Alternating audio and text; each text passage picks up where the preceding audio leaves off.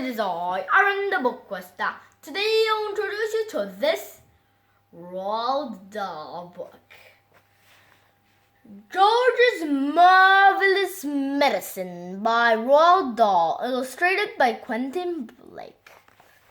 George, our dear friend, who owns such a grizzly old grouch that he knows as his grandma.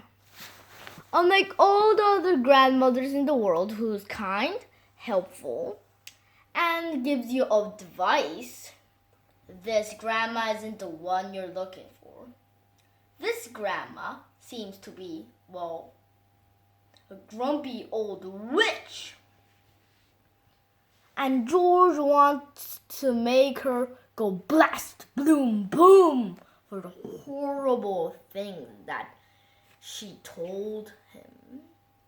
So he looks everywhere. He takes everything from the bathroom, perfume, shampoo, everything. Even grease, oil, and something like that. Put, gurgle, gurgle, sizzle, sizzle, fire, fire, mix, mix. Here goes George's marvelous medicine. And after George made it, he put in a big cup of paint. Brown paint, since Grandma will never be fooled if it was not brown.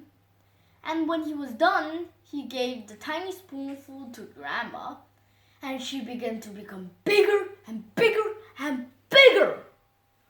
She grew and grew and grew, destroyed walls and ceilings, and finally sprouted out of the roof. And this was a great shock to little George, our friend. And when George's father came, he was like, "Woohoo!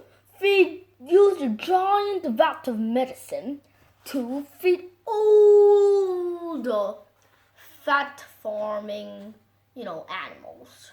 For example, a chicken. One giant chicken, one giant egg could make 20 dishes of scrambled eggs.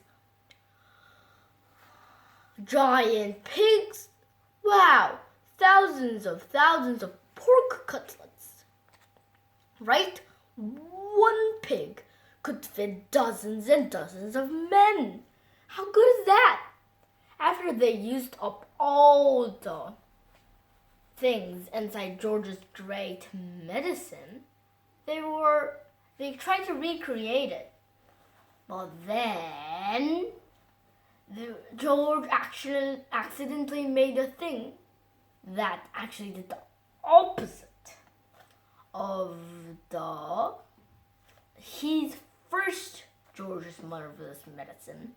It made it smaller. And it didn't stop.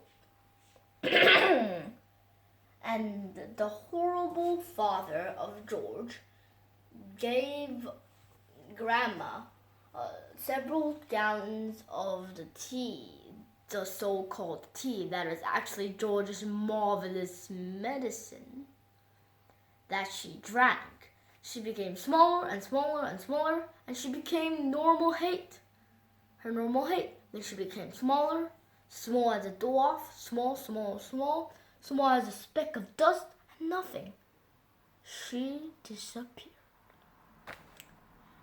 And since she was a nuisance, everyone said hooray, and they went back into their ordinary funny lives.